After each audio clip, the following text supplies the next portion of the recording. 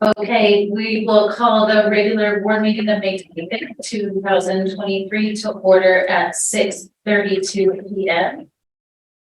Can I get roll call, please? Jordan's here. That's the last minute. Paul Draft here.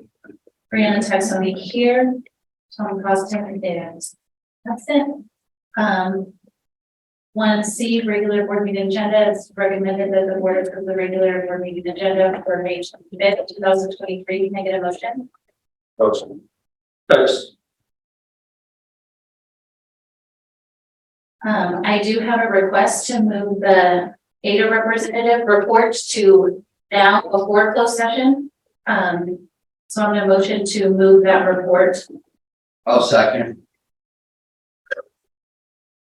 Call for question. All those in favor? Jordan's here. Mascot aye. Paul Draft aye. Brianna Texoni, aye. So that was to move. Now we need to approve the minute or approve the agenda. Any further discussion? Call for questions. Jordan's aye. Mascot aye.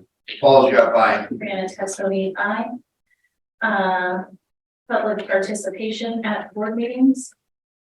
No public comment cards. Okay, so now we will go to add a representative report. Mr. Sparks.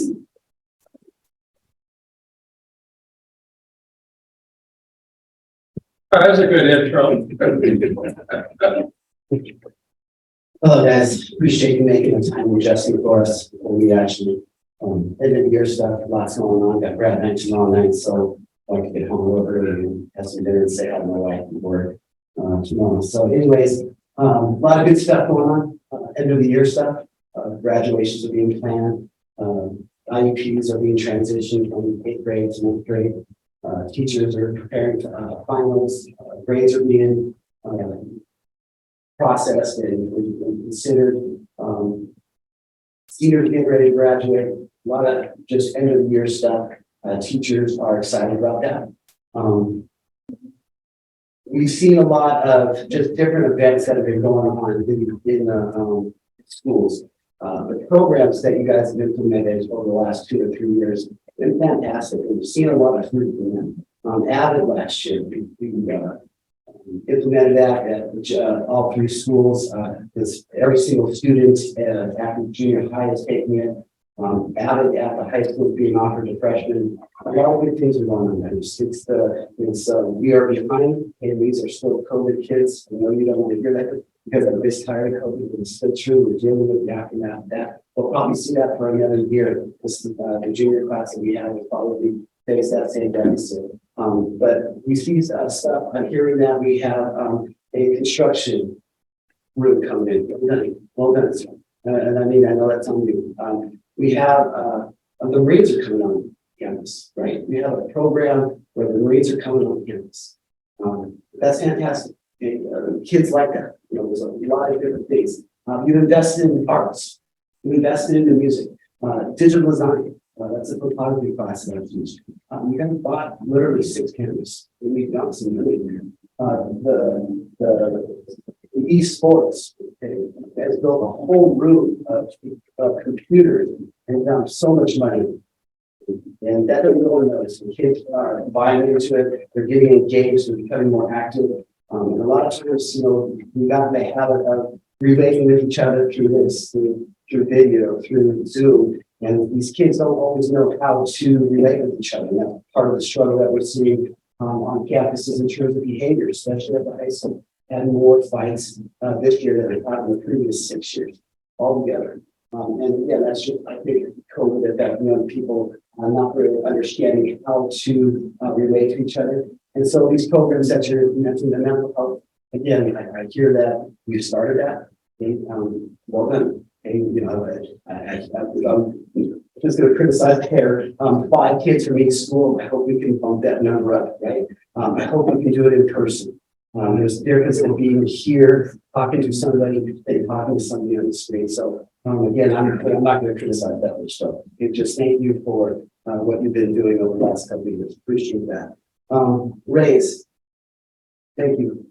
Okay, from Adam members, thank you. You guys, you communicated to us that you value us and that you are investing in us. We will never be able to afford what Ellie can and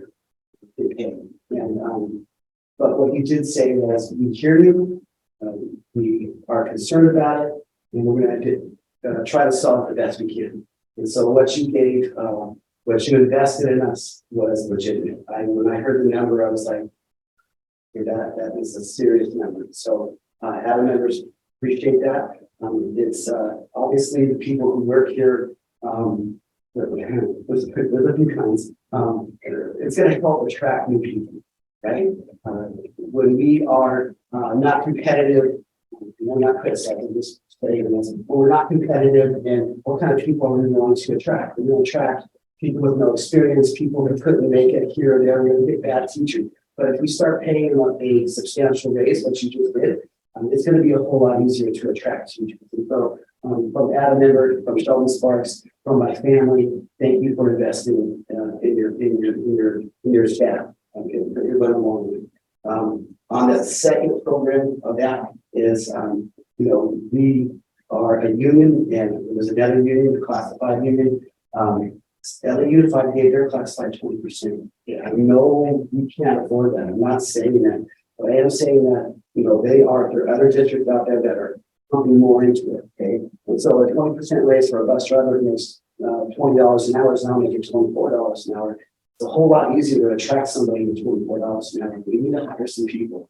And last year we had, and I'm sorry I'm going on so long, but I got a lot to say. So please, if you want me to cut me short, let me know. We need this kind of thing, and I will. Want to be able to keep good people around.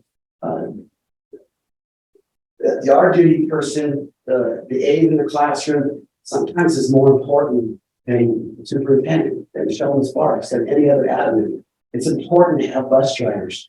And if we don't have enough, we have a shortage of them, how are we going to attract them? You're going to have to up that salary, right? And so again, other people, other unions in the area are raising their salaries for them.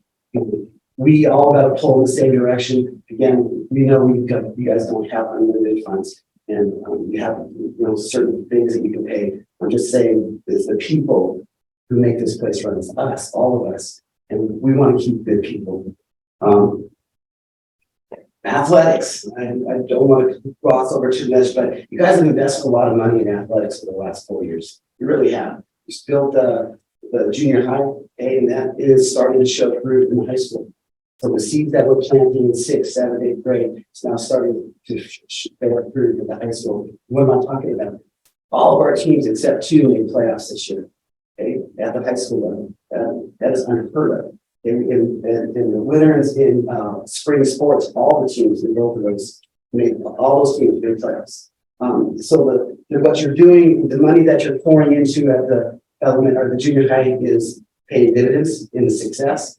It will start to show dividends in terms of behaviors. And so hats off to you guys. You have invested a lot of money in a lot of different programs, and we're seeing it. Next year, we're going to have flag football with girls. If you guys are aware of that, really excited about that. We have about 40 or 50 interests. I don't know if they'll all play, but if we even get half of that, that would be the biggest team on campus.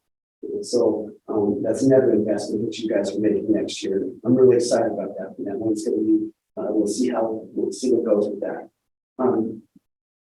In addition to that, you're spending money on athletics, and we have a beautiful gym, and we have a beautiful softball field, and you need to consider investing in a football stadium. And I know Mr. Ballstrap always mocks me when I sit there and I say, I want a swimming pool, I want a track, I want a football field. Okay, I'm the athletic director, I'm sorry. But a football field, you spend $2 or $3 million, that would solve boys soccer, girls soccer, football, flag football, track. Those happening sports. And so, again, if we're going to invest and keep investing, I heard some comments last week about we want to put things on an agenda. We want to invest, maintain this facility, improve this facility on some. think you should sit there and consider maybe maintaining or upgrading that football field. And, Jorgensen Stadium needs a phase there. So, I just think that would be wise. I know I'm going on, I'm still going through the good. Ms. Shaw, my hat's off to you, lady. As ADA representative, you interact with a lot of ADA members, and all of them to the T to say how amazing you are. In my own interactions with you, you've always tried to treat us fair. We've had some difficult conversations and meetings this year, things that are awkward and greasy, and you have just handled it with professionalism. Most of the time I agree with you, sometimes I don't, but I just really appreciate how you partnered with that and the effort that we gave here. You will be missed, and I bet you regret not resigning last year. On that, how we treat people has been my common theme since I've been ad president. The last 2 years, I'm finishing up my second year. We, as leadership, need to be the example. We need to be fair. When we bring forgive me, not trying to single you out, sir, but this is like a perfect microcosm of what I'm trying to get across, what Ada's trying to get across. We brought the bus drivers, the bus company here, right? And I watched that, and you got into it. Like you were asking hard questions, and your pace of your tone and your response was aggressive, and you dressed them, right? You got into it a little bit. And so, and you felt like you were justified. I totally understand. And that's your style. You did that. But on Monday, we have a bus. We have a bus coming on Monday. That bus did not show up, right? Brady, help us. What's going on here? Just that Sparks. I called him. I talked to him. He confirmed it. They say he's on his way. Okay, Brittany, 15 minutes later, Brittany, the bus is still not here. Sparks, he's coming. I swear to goodness, I talked to the guy. He said, that bus never showed up. And I'm wondering if we offended him so much that it affected that decision. I don't know. I don't have that proof. But I do know that our actions and our words did not affect students. And I had 20 kids sitting outside for an hour waiting for a bus that never showed. And thank goodness for Brittany, who problem solved, and we don't pay that lady enough. So, shout out to her. She did a fabulous job learning on the job, and making that turned out to be a success. But again, I'm not trying to point my finger at you, sir. I'm just trying to say you are a leader. You set the example. You set the tone, and that carries over into how we treat children, right? Have staff members who watch these board meetings and imitate how we act. And in our justification, you're justified to sit there and light that person up. I get that that's your style, but then that other person, that other employee sees that and goes, oh, okay, I'm justified too. What that person just did, I'm justified. And so it becomes contagious. We model what we want to see. And I'm a firm believer, treat people with respect.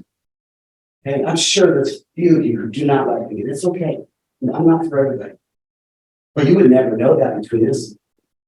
Because we both treat each other with respect. And so when somebody steps into this room, or we sit there and we have an employee who is, maybe has the scrutiny on them, why do we treat them employee?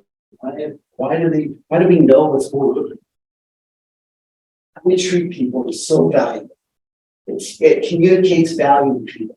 If I treated your daughter, or if I treated your son, or if I treated your sons and daughters, if I was rude to them, would you hold me accountable? Right? I think you would. And so, who can hold you accountable? We don't your boss, right? I don't think you guys do. Every once in a while, the newspaper lady does. She puts some quotes in there.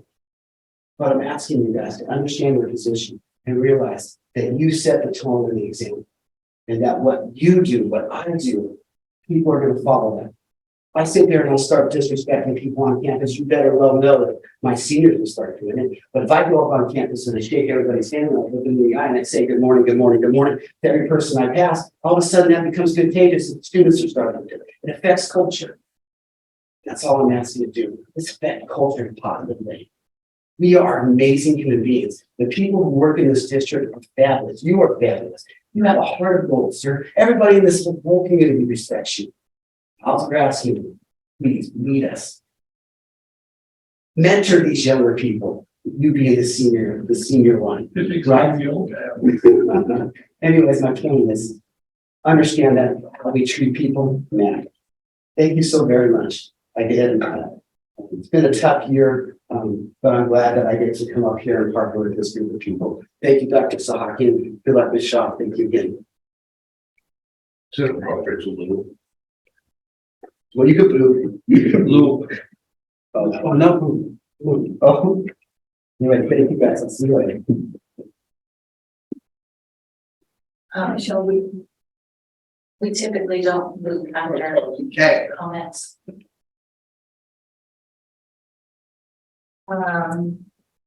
Three A closed session discussion items. During closed session, we made conference with labor negotiators, public employee discussion, discipline, dismissal, release, conference with legal counsel, and student matters. Three B adjourned to closed session. Can I get a motion? I'll second. Discussion? Call for question. All those in favor? Tim Target. That's good. Paul's got mine. Brianna Texton, be aye. We are adjourned to closed session at 6:48 p.m.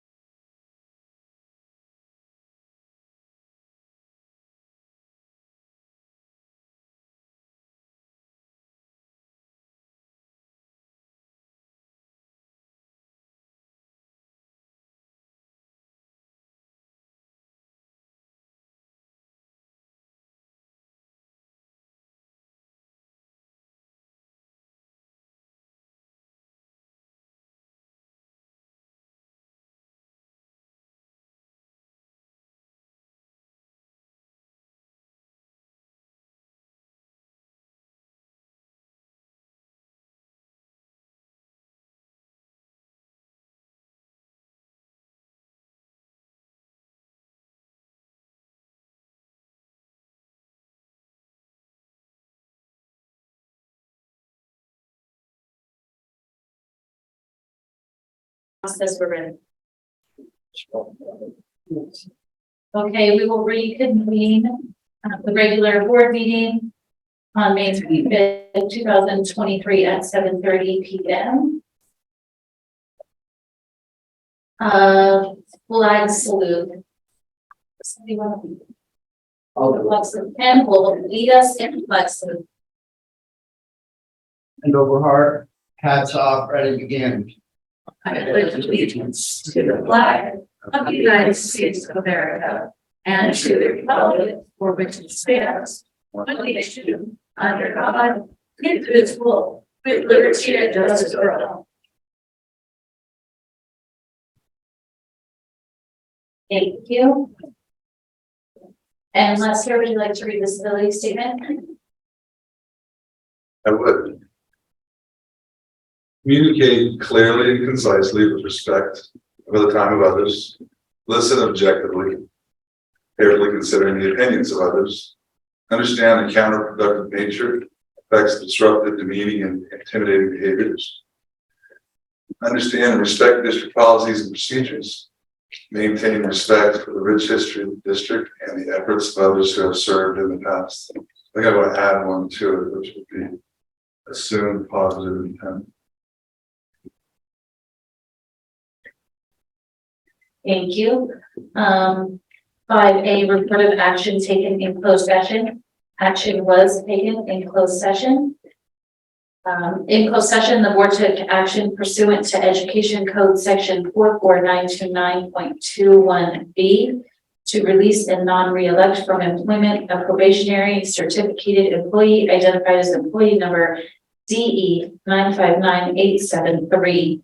1, effective at the end of the the 2022-23 school year, and directed the superintendent or designee to send out appropriate legal notices.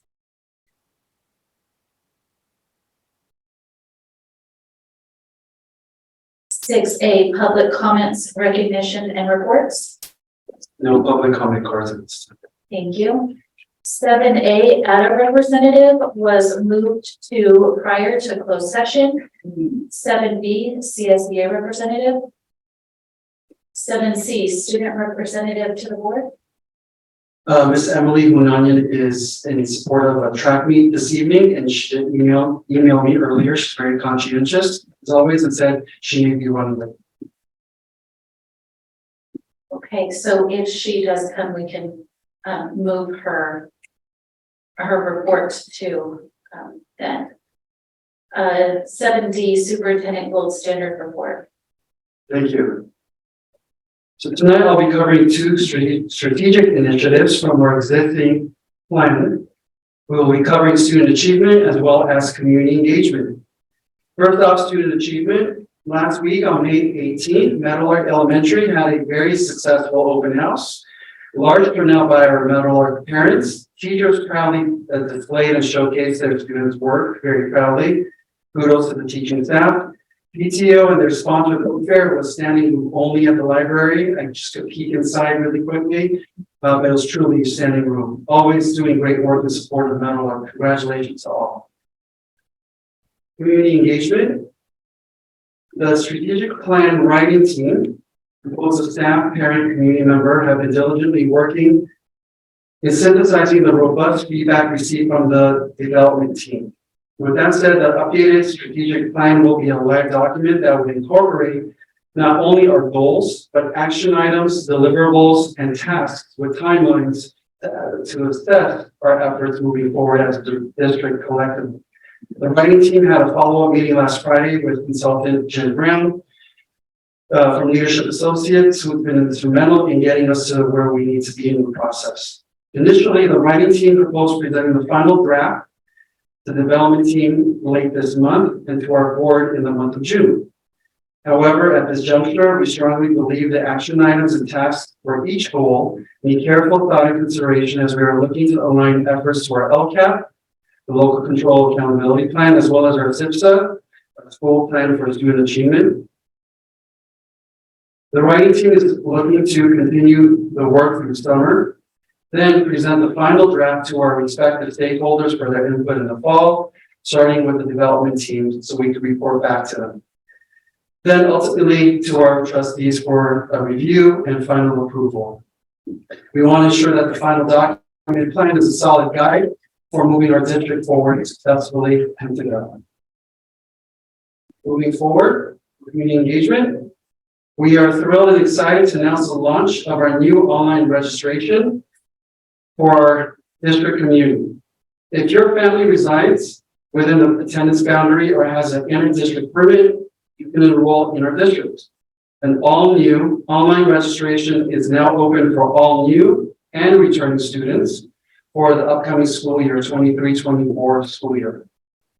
The online process is intended to streamline the registration process for our families as well as our school site staff. There's a link below that you can see. Also, there are two links, and Alex will go ahead and demonstrate for us what you'll see on our website in a moment's time. There are multiple areas on our homepage, which will start with an important message. The important message basically reads out what I just shared to the community, as well as providing the hyperlink. And then once you click the hyperlink, it will take you to the page you need to go ahead and register. You'll see it under the Enroll Today. You'll see two tabs, one for new students to our district, and then for our returning students. So make sure that you click the appropriate link. It'll take you to where you need to go in the Aries portal to go ahead and make sure that you are, let's say, if you're a concurrent student and you are registering for next year, you'll be updating some pertinent information on Aries, and then there are some forms that you would typically receive as a hard copy during registration or orientation that you'll find online now. This doesn't necessarily take away from our opening of school orientations and kickoff and parent orientations, but it really streamlines the majority of forms that you will receive or would have received in your summer registration packet. So trying to make it as easy as possible for everyone involved, particularly our parents and new parents in the district. So I don't know, Alex, do you want to go ahead and demonstrate maybe what tabs would be to aware? Sure. Thank you. So first we'll have the banner that is linked to our microsite. So you click on it and we'll go back to it. The second option that we have will be for global icon, which is here, Enroll Today. And after, under our navigation channels, under parents and students, top right, you click on it, and we will go to online registration. Thank you. Just to reiterate what Alex said, there's no way you can miss the online registration feature. So you'll see the banner once you get to our homepage. And then you can also you'll also get a important message icon, which will have the hyperlink. There's the banner that Alex is showing you on the homepage right now. You could also go to the parent student link above that will take you to a menu where there will be the enrollment. You click on that. And then you also have a icon on the homepage that says Enroll Today. So you have 4 ways to navigate and get to where you need to go. The easiest, in my personal opinion, professional opinion, will be the banner that you see out here. And again, make sure that you click on New Student if you're new to the district for 23-24. And if you're a concurrent student returning back in the fall, make sure that you click on the Return Student tab. So thank you for that, Alex. All right, moving forward. Community recognition. The Antelope Valley Association of California School Administrators, ACT for short, has honored and recognized Mrs. Mary Fife for the 22-23 Golden Apple Volunteer of the Year. Mrs. Fife, Mary and her husband moved to Agua Dulce where they raised $2 who are both graduates of Vasquez High School.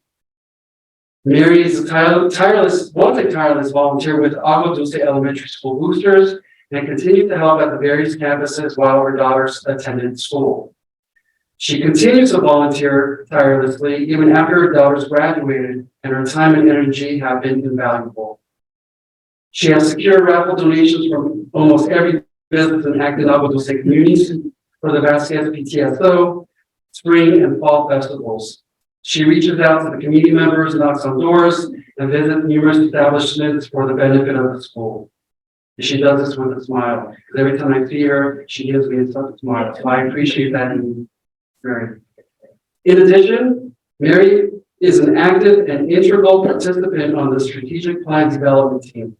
She attended all 3 sessions religiously. She was in tune. She made insightful comments. She provided feedback, and her insight and her feedback was truly treasured because of her experience here with the district. And when she would pull me to the side after the 3 sessions, and she started off by saying to me, "Now let me share something with you. This is what you really need to know." I knew she meant business.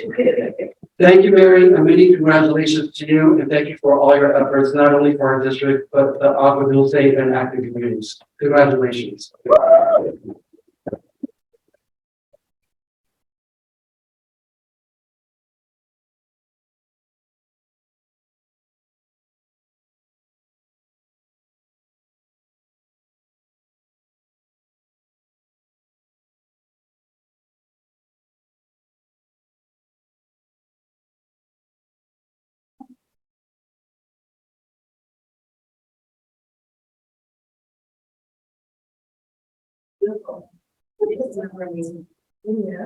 Thank you.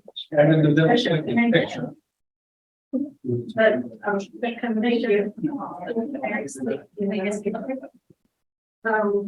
But I want to also do like all of the TSO members, because without them, I couldn't get stuff done that I, do, especially decorating the teacher's lounge, so. Thank you.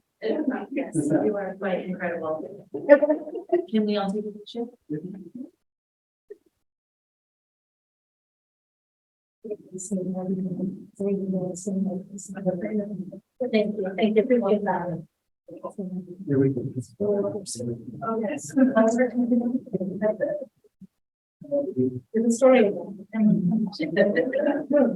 We're all, I guess.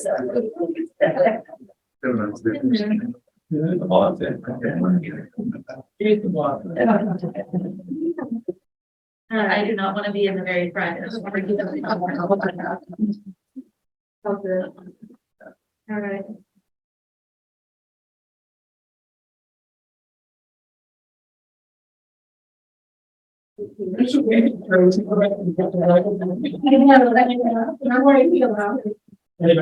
Thank you.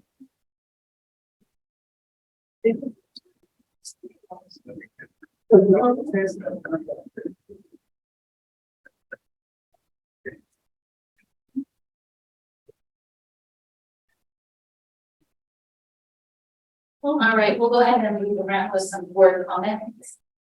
For Mary. I just, as a teacher, the volunteerism that comes out of the campus in Southtown is just fabulous. And so thank you for all of my former colleagues and the hard work they do. And if you keep people like you, they keep us going. So thank you very much for that. Thank you. Thank you very much for all your time and effort. You're welcome. Thank you. Mary, you've been doing this a really long time with different groups and PTSO. I think the strength of PTSO is the day-to-day. We're here. We appreciate what you do. Sandwiches and cookies go a really, really long way when you're trying to be a teacher. Yes, thank That you. is dealing with everything they have to deal with. So thank you for being on-site support for the staff. That appreciate you so much. Thank you. Thank you. You have been doing this for a really long time. I know that you've helped out in so many different areas, and it's not just at schools, it's not just and with PTSO and boosters, it's also with sports events, it's with pretty much anything that both Acton and Agua Dulce needs. You're there and you step up with that beautiful smile on your face. So thank you very much. I will also mention that it's not just Mary, it's the entire Pike family. Because Walter, even though he did not have a son that plays football, anytime football ever needs somebody to help out during games, he's the first one to say, yep, I'll be there. And you can always count on him for changing, you can count on Mary for the snack bar. They just step up all the time. So you're definitely a dynamic duo. So congratulations, Mary, and thank you both for being so committed to our community and service. Thank you very much. Thank you. Is your report done? Yes. Okay, cool. We are going to go ahead and move back to 7C, student representative. I'm glad you can make that. Thank you. I apologize for being late. We were actually at High Desert's track league finals. We were cheering them on. And that kind of opens up my report with their league finals was today. Runners and field events, they all did amazing. A lot of medals. It was just great to see them do well in their sport. Because we are approaching the end of the year, the things that I can report on are slowly decreasing in size. So it's mostly just save the dates. So tomorrow is grad night for our seniors. They'll be going to Universal Studios. May 31st is Night of the Stars at our school. And then lastly, graduation will be June 7th. That's all I have. Thank you. Thank you so much for going to support High Desert. I bet they just love that. That's really important. Thank you. 7E, request to remove COVID-19 report from correspondence proposals and reports. Making a motion. I'll second. Discussion. Well, I just think that we've had some expected that we keep it on our mind, even though we're removing it from our bi-monthly report, we still need to maintain safety and care of our students to make sure everybody's safe. So that's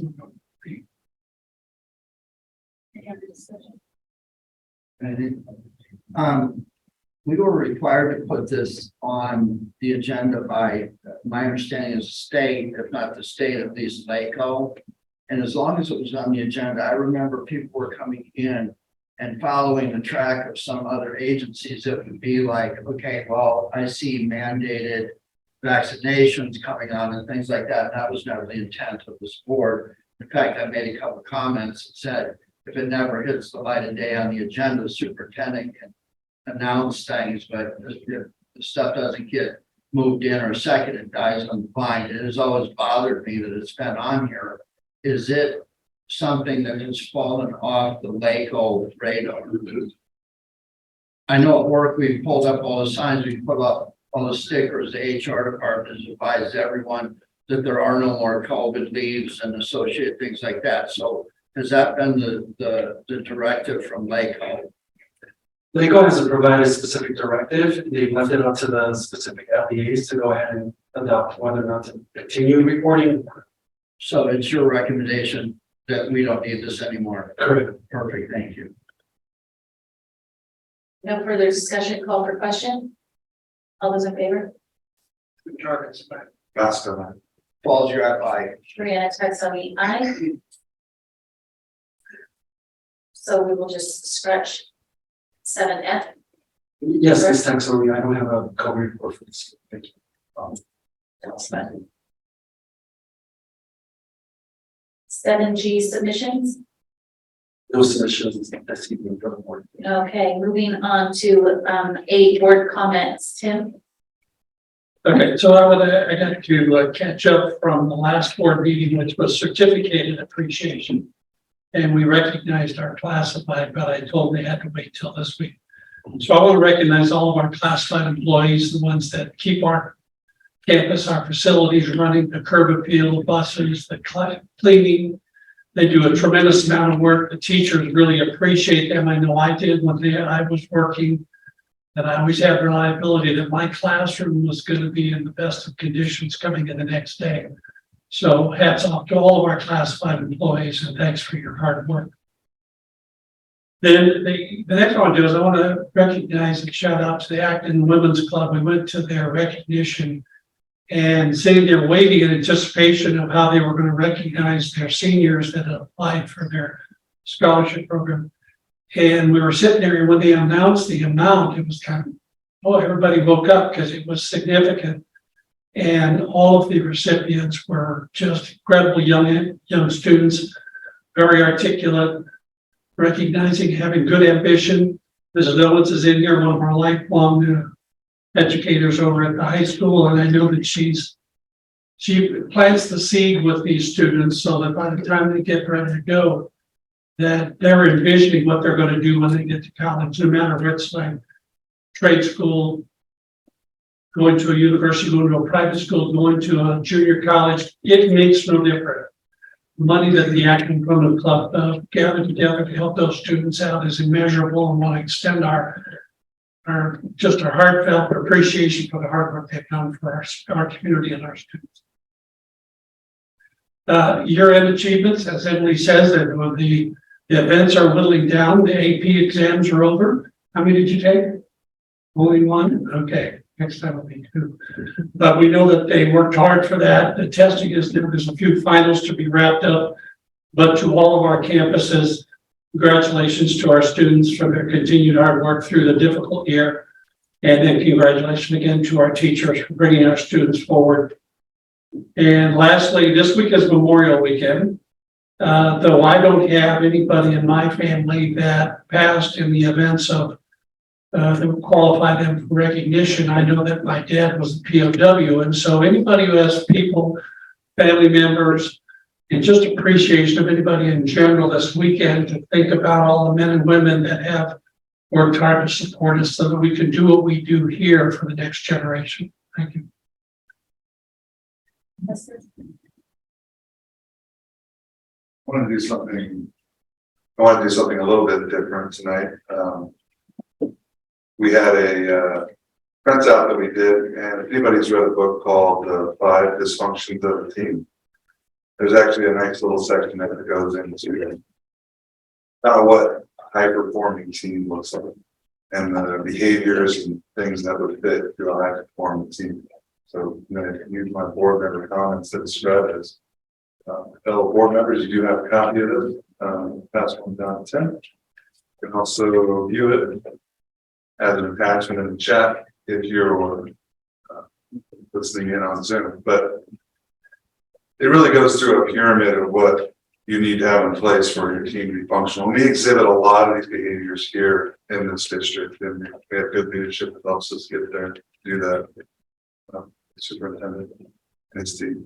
So first, we need trust. Everyone has to trust each other. When you trust each other, your team will ask for help, will share weaknesses, and they'll believe in each other. If you don't have trust, then you have people that hide mistakes and make assumptions, that hold grudges. So trust is the basic foundation. Next, believe it or not, you need conflict. You need healthy conflicts. You need your team to have healthy debates. You need to work out solutions with each other together. You need to challenge poor behavior quickly. If you don't have healthy conflict, then you basically get false harmony, or just some weird harmony where no one challenges each other, you don't confront issues, behaviors, you avoid problems, etc.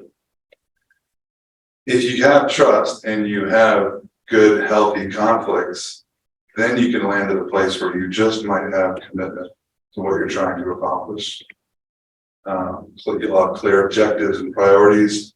You'll have group buy-in from your team, and you'll have fully engaged team members.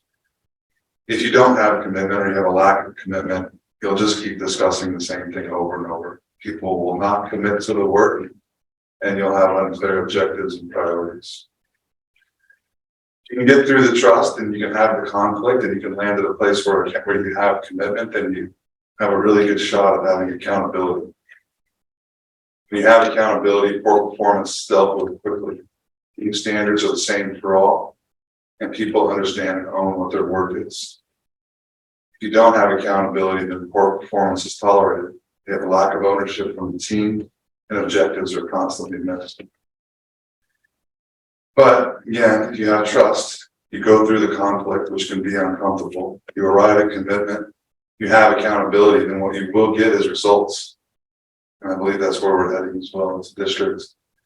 a highly motivated team, a stable team, consistently hitting objectives, focused on team results. But without focus or commitment to results, then you'll have high team turnover. You'll have poor performers, and people will be focused on their own results and not the team. So I love what we've been doing with the strategic plan. I love where all of that's heading, and I think that we're doing a good job building this pyramid. But if everybody can keep in mind what we need to have in place to be able to be a high performing team, whether you're at the school district, whether you're a member of the community, whether you're on PTSO or whatever it is, these principles will constantly need to be looked at and be in place.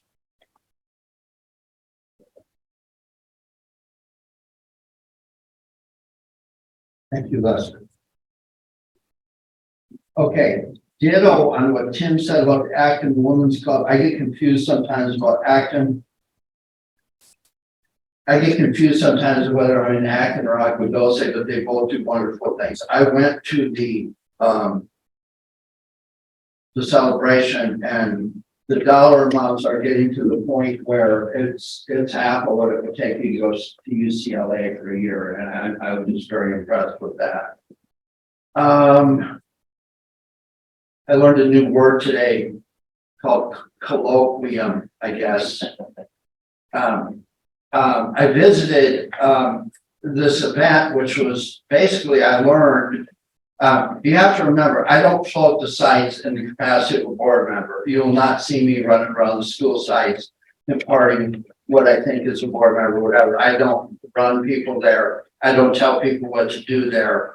I go when I'm invited. You'll have a member of the executive team with me, or I'm in talking or seeing about one of my children. That's my role. I don't impart what I do on the school sites. Always remember that. But I was invited to this today. Oh, by the way, there's a play we need to be invited to next Thursday and Friday at 9 a.m. So I learned about this, but we were invited to sit at a table in which you have a model here. We talk about building what the district is and what its culture is and what its flavor is. And this program has teachers who are veteran teachers here, bringing on people who are working on their credential or young in their teaching career. And there's a mentoring program that seems to be very highly structured and measurable. I got to share the table with Mr. Zwern, Ms. O'Brien, Ms. Scheidegg, and Kim Shaw.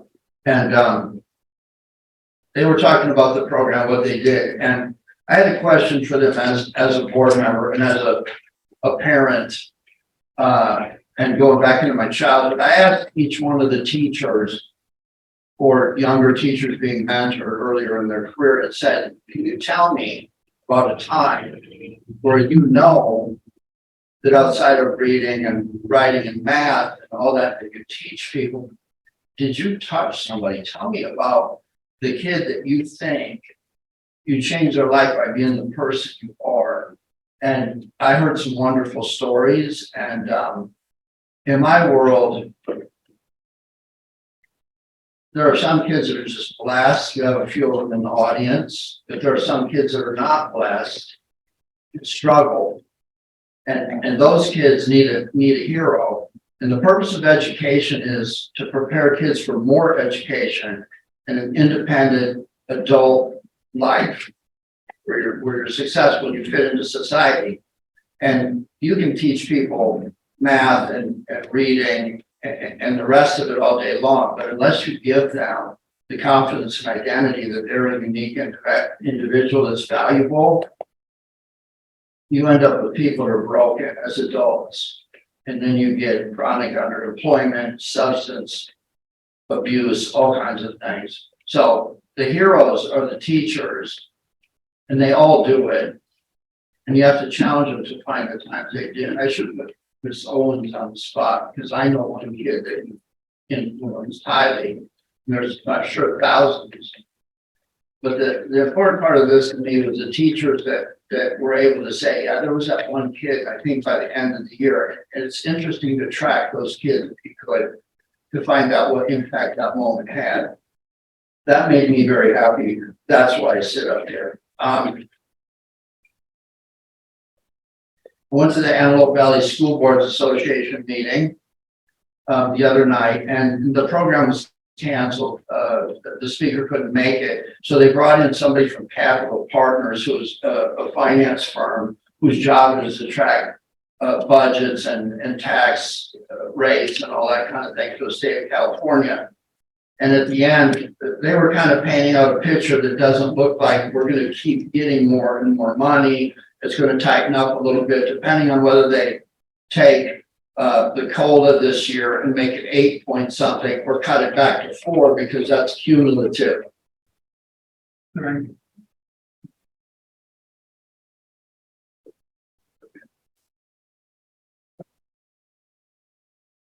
So I think the word is cumulative. If you get a 10% raise this year instead of a 4% raise this year, next year's comparable starts getting less. And so I heard about that, but there's something that I follow in this district very closely, and those are liabilities to the budget that could affect all kids. And one of those areas you hear me giving speeches on is special education. And sometimes it sounds like I'm targeting my own child.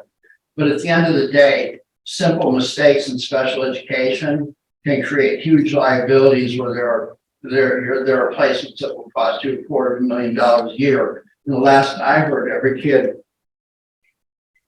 comes in here, we get $11,000 for, not $250,000. So it doesn't take too much, and too many of these drop the ball cases in SPED to eat up an enrollment change of, what did we bring on this year?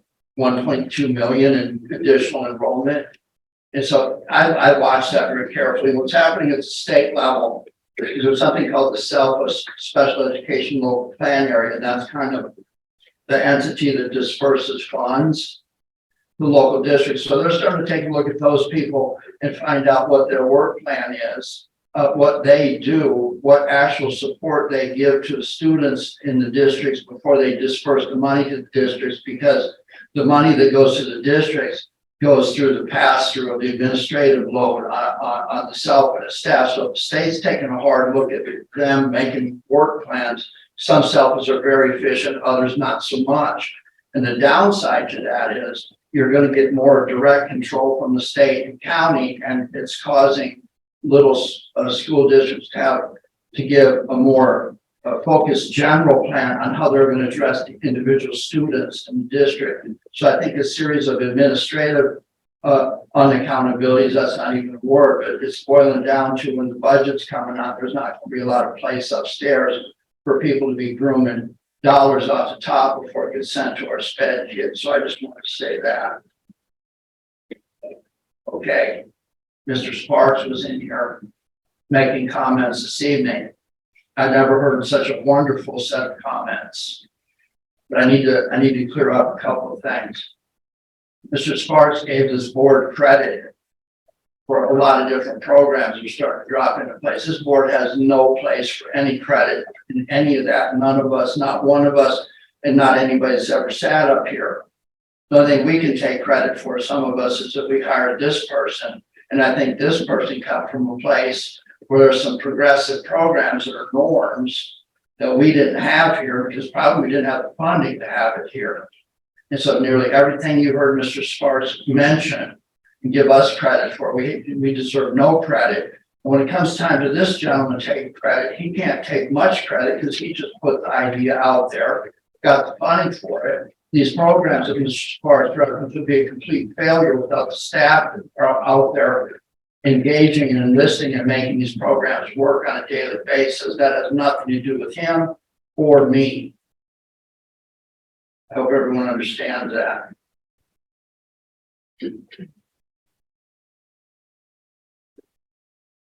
When it comes to the raises that were given, there's a collective bargaining team. There is the union, the association people They ask for what they want, they look around, they see what the trends are, they're reasonable. We have a team. This board has absolutely nothing to do with collective bargaining, and you'll hear me chirp up. If someone challenges me to be free with the money, I don't talk about collective bargaining while it's going on. It's not appropriate. But what I will say is, again, this board has absolutely nothing to do with collective bargaining process and how it worked out. The success that Mr. Sparks speaks to and the happiness he seems to show and the observations he showed are based on the work of both teams. And I think those teams are smart enough to understand that whatever they come up with, LACO has to approve so it doesn't debilitate the district's budget for the education of children in this district. And LACO has done that. So again, don't thank the board. Don't thank the superintendent. It's the negotiation teams, both the association and districts association teams. And in my world, now that it was over, it was very smooth, the whole process. I didn't have to do anything. So don't give me credit for something I don't do. I want to talk about sports in two areas. First off, if you go back, I wish sometimes we could have a Google Street View on our facilities. Because if you go back 5 or 6 years, the gym at High Desert looks nothing like it did today.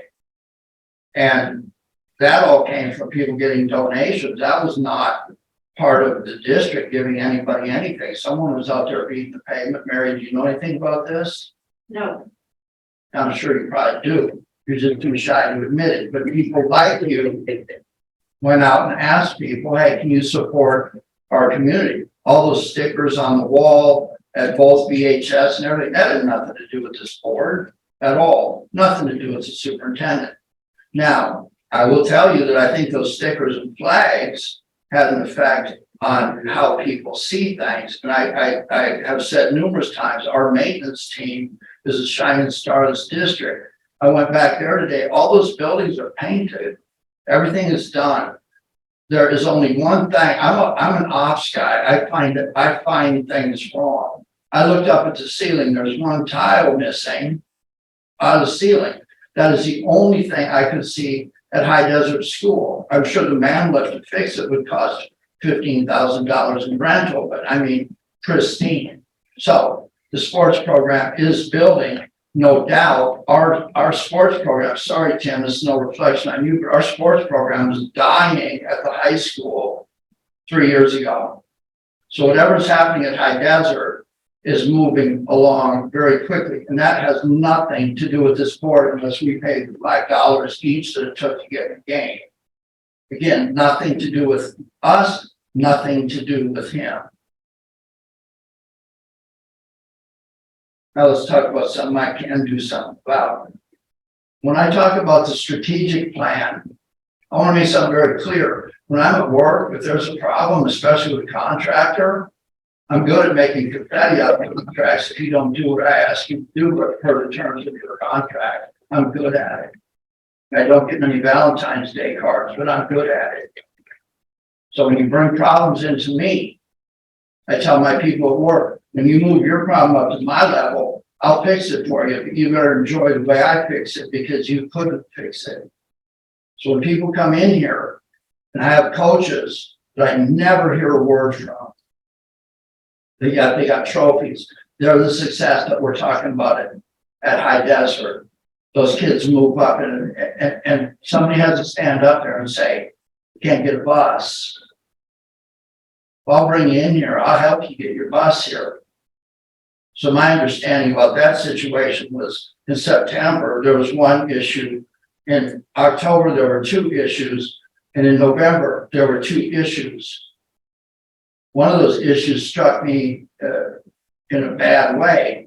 Somebody took our kids up through a mountain pass or something, weaving all over the place. And you got kids throwing up when the bus gets there and feeling they were in danger. I'm sorry, if I bring you in here and rip you a new one, I'm gonna do it again. It sounds to me like maybe I need to do that one more time. But if I got 6 months of somebody having buses show up, and 6 months later, somebody wants to blame me for one bus not showing up, in my world, that's called effectiveness. Again, I won't get any Valentine's Day cards because of that, and I don't expect to. But when you come in here and you tell me you have a problem, and it's that serious, I start looking at things like, what are you telling me? I told you I don't impact the situation at the site. Nobody comes to me very often and wants me to change things. They'll call me and say, hey, I have a concern. But when you come in here, I get confused. Are we insulting that person, this person? Are we telling me that they can't do the job to the point where I'm gonna step in? Well, I'm gonna take up the challenge. So, bus guy, maybe I should call you tomorrow. Number one, find out where that bus was. And number two, maybe apologize to you, but find a nicer way to tell you, you need to have this bus here, or your contract needs to be torn in half. I want to talk a little bit about the sports complex. There is a strategic plan going on. In my world, a strategic plan, can you go back to the superintendent's report, please?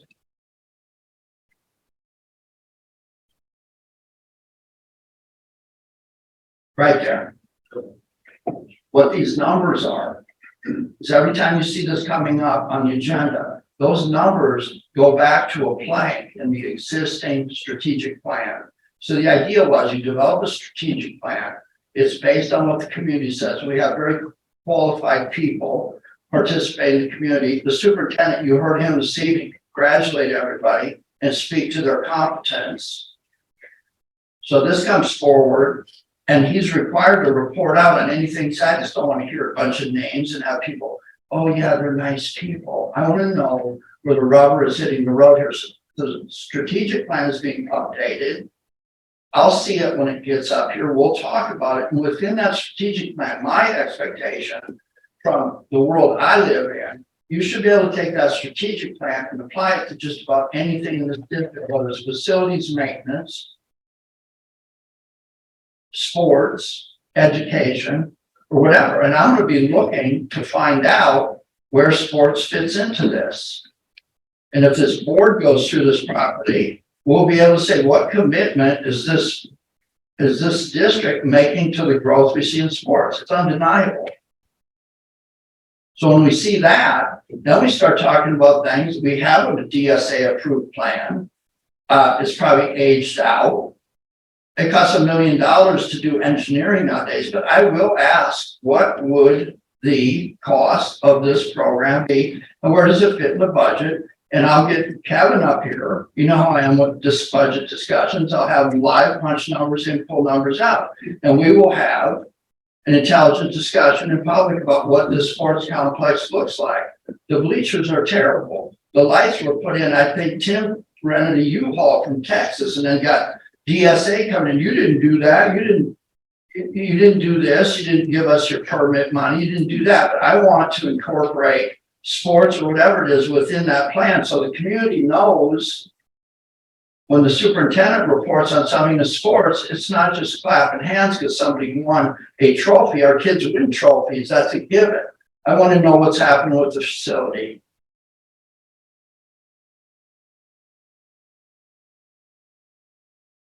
Mr. Sparks, you have never, ever been so complimentary of the entire team as you were tonight, but your compliments need to be back in the mirror. He was named Teacher of the Year if I heard gossip right today. He didn't say that, but he gave us a lot of credit. If you need to tear me up for cussing out a bus driver, you go ahead and do that, but I very much appreciate the compliments you handed out to our leadership team tonight. You were very gracious, and I thank you for that.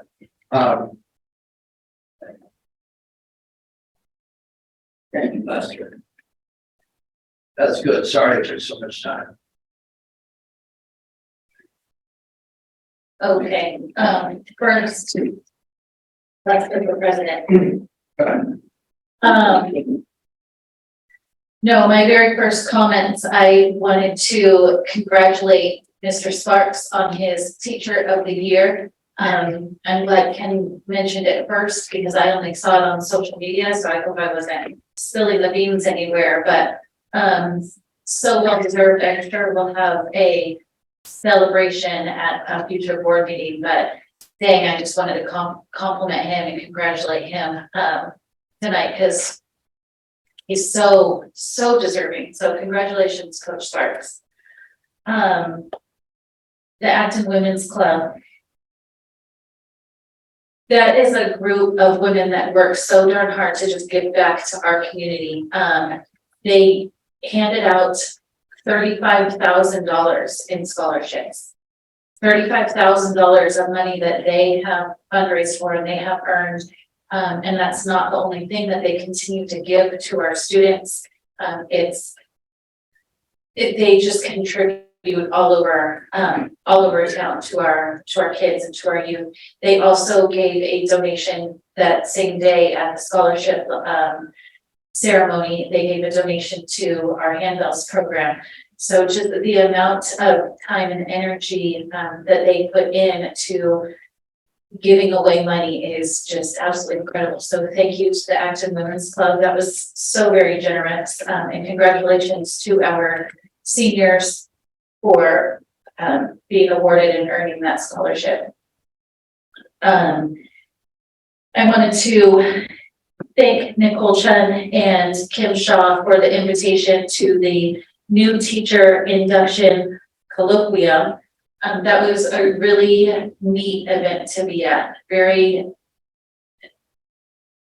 I didn't know what I was expecting. I didn't know what I was walking into, if it was a ceremony, or if it was, I had no idea what we were walking into, but it was well worth spending the afternoon with our veteran teachers and our new teachers. And so thank you very much. And thank you to all of the teachers that are mentoring the newbies. And we definitely have some good ones. Definitely some good ones. I'm excited to watch where their career takes them. I really hope they stick around in our district. So thank you very much for that invite. That was a good time. ASMO, I did get to go to the High Desert talent show and ASMO performance. So it was very fun in our beautiful High Desert gym. Super fun to watch those kids. Some of them are incredibly talented. Some of them are really funny. Watching student skits and teacher skits, definitely a good time. So thank you to High Desert ASB for putting on the talent show, and then ASMO for also putting on that 5-6 ASMO performance. It was a fun night. I did not get to attend the Meadowlark performance, but I heard it was just beautiful at Vasquez. So congratulations to Meadowlark and ASMO for putting on a great end of the year ASMO show there. I didn't get to go to that because it was my little guy's champion baseball game. Can't miss that. But I will say, Mr. Rowland showed up to the championship game because a couple of our players are in his class. The way that people treat Mr. Rowland is like celebrity status. People were coming from other fields because they heard Mr. Rowland was watching baseball. So we had people and taking pictures with him, and his students were playing on the team, but also our coach was one of his students, and I was one of his students, and other parents that have kids playing there were students. And the relationship that he has with all of us, plus my kids, plus the parents that were in his class. So, you know, there's generations of people that he has affected all of our lives. And, you know, just coming to one baseball game, I guarantee you those kids will never forget it. So I just wanted to send a shout out to Mr. Rowland for taking the time to come and support his kids playing their championship game. They were definitely proud to play in front of their teacher. So huge shout out to him for making that happen. And that's all I have. Brianna, Yes. may I? Okay. Sorry, guys. When I was rambling on about STAD, again, Miss Owens and Miss Aislinn. Is that it? Good. I was able to come to a little performance that was happening in just the classroom on any given day with the arts program. And it actually made me like rap music. But guys, in all seriousness, Do you know that every kid that's like my daughter, or just a little bit more cognitive, that we ship out of this district, we put those kids on a bus for 2.5 hours, 3 hours a day. We send them somewhere else. And this district pays whoever they're going to 65,000 apiece. You all get 11,000 apiece. So there's a pattern to what I'm talking to. There's a classroom over there now. It's called a life skills program. It's different from something else. And this was, again, quiet. Nobody put it together. We have a teacher that's a life skills specialty. We have an aide or two that I'm dealing with people that are highly cognitive limited. We have a classroom there now. And that means nothing unless the campus is inclusive. So my daughter comes in, y'all made her a part of it, found her role. It seems that she was participating, was having fun. But I can take another parent and say, what are you gaining by putting the kid on the bus? Did you win something? Did your lawyer win something because somebody didn't have an IEP on time, or the assessment you didn't like what the district's assessor said? I actually have a product now that I can tell another parent, don't stress your kid out on the bus. Don't take resources from the other kids that are actually supporting your kid. Take a look in that room. See what's there. This is as good as anything you'll have. We're not ready to service everybody. We're not a medical unit. We're not a behavioral unit. But they sure do good enough for me. And I'm very proud of your program. And something else that needs to happen is everybody needs to understand that the portfolios of the kids in the VAPA program, which is part of the community that got together and put the Arts Council together. And I think there was people in here that run the steering committee, both of all. And that's a product of this. And I'm glad that we're able to support the budget for that. I think it's later in the agenda, but thank you. This is where reality is. Thank you. Good. Okay, moving on to 9A, approval of consent calendar items. Can I get a motion? Second. The consent calendar items include 8B through 8D as submitted. We just There are no changes. Thank you. discussion, Anybody want to pull anything? call for question, all in favor? Jim Jorgensen, aye. Mascot. I'll drop by. Brianna Texoni, aye. 10A, personnel action report. Can I get a motion? Moved. Second.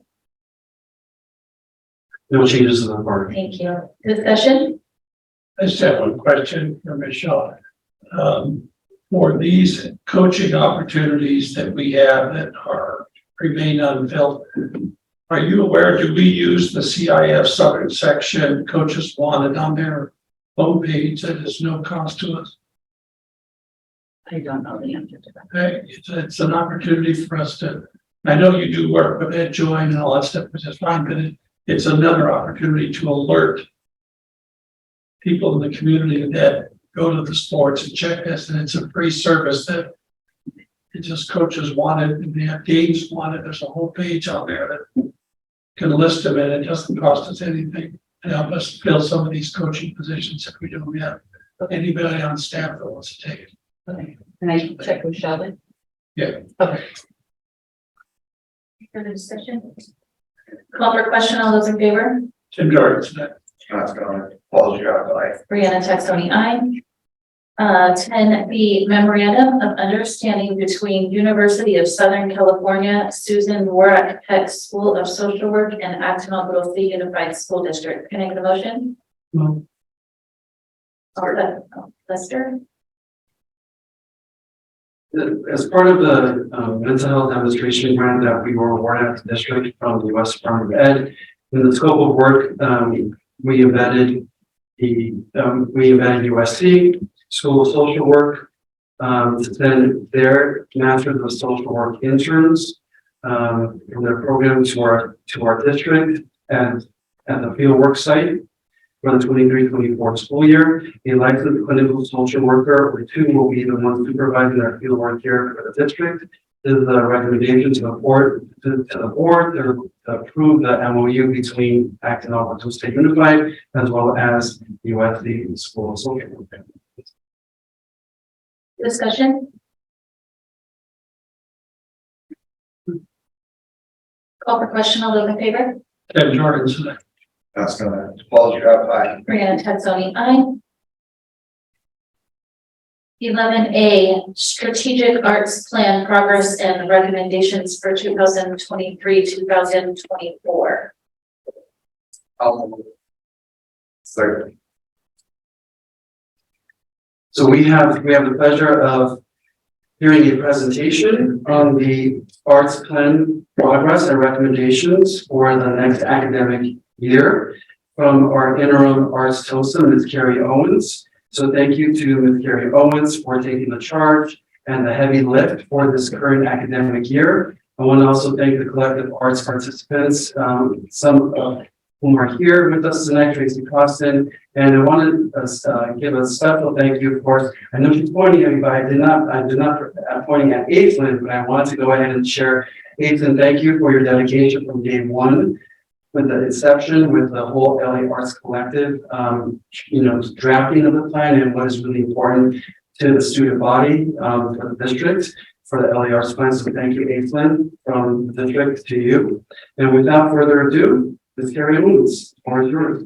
All right, I have really tired eyes, so I have to get a lot closer. Okay, so 25. ever. All right, so all of you guys, so we had the strategic arts plan. We spent a year, not this past year, but the year before, figuring out a strategic arts plan. And we worked really hard. There was a large group of us, you guys approved it. So what I wanted to do is basically kind of give you guys, what have we done this past year and where are we? So when we look through this, you'll see things in bold. So the things in bold are exactly from that strategic arts plan. And then the rest is, this is what we've done. So the strategic art plan was created in a year-long process. And we don't need to know that. You guys can read it. Go ahead. All right, so the first thing was to access and assess and purchase equipment. So we worked together as a group. We had maintenance there. We had a SON at the time, and we started with kind of our big things, which was we went from place to place to see what our sound system was like. So Meadowlark needed a new one. So that's what we started with, was the Meadowlark new sound system. And then Vasquez really needed equipment and supplies to support our existing programs, which were culinary and yearbook, and then our new intro to visual and performing arts and digital design. So we purchased things like cameras, new culinary equipment. And then the next one was to apply for the advancement grant, which we did. And so we applied and completed everything from last year's advancement grant. So our final report has also been submitted. And additionally, I did the advancement grant for next year as well. So hopefully we will get that advancement grant as well. So the next one was to set aside funds for rapid field trips. So that was one of the things that talking to the teachers, like emailing the teachers in the district, they hadn't gone on field trips forever. So they didn't know really what they needed to do for field trips. So I sent out field trip the information. This is what you need to do. And we had field trips across all of the schools. So every school had at least one visual and performing arts field trip. So that ranged from going to the Nutcracker to we went to the Getty and at the high school. So it was really good across the board. And we did, I was really committed to having it be a situation where no child paid a penny to go on a field trip. That's super important to me, the whole equity and inclusion, not one kid. So we set it up so that lunches were provided from our cafeterias. So it really was a whole school district thing, getting these kids to these field trips. And then also, I can say for our Getty field trip, we had students that ranged from SDC all the way to AP kids, and a wide range of kids. So we're hitting all of our kids that are a resource that maybe wouldn't have that experience normally. The next one is to identify a district arts TOSA. Well, our TOSA position open all year, again and again. At the beginning of the school year, when we didn't find a person who was qualified, I said, hey, until we can get one, I'm not letting this drop because we've worked way too hard for this to drop. So I am doing it during my prep period and during after school for things like this, meetings like this. So I think for us having me on doing a full-time position part-time, we've done really well. I'm very proud of our whole strategic arts group. And then the implement board approved makerspace, that was actually, I haven't done a whole lot with but that was actually opened at Meadowlark back in the fall. Okay. So another shared designated spaces across all three sites. We haven't done that as much as we probably could, but again, we have stuff like Meadowlark using the Vasquez sites. But one of the things we've really done, Michelle and I talked a lot about doing things that were Vasquez and High Desert. So when we did the Arts Day, it was at High Desert, but we had our Vasquez students come and assist, and one of our Vasquez students actually even presented art. So actually two, because they worked together. So it was a really good cross school district thing. The next one was expand and create the music and theater class at the high school level. Well, what we did is we didn't have enough students for theater or for music, so they started the intro to visual and performing arts class, and we do it all.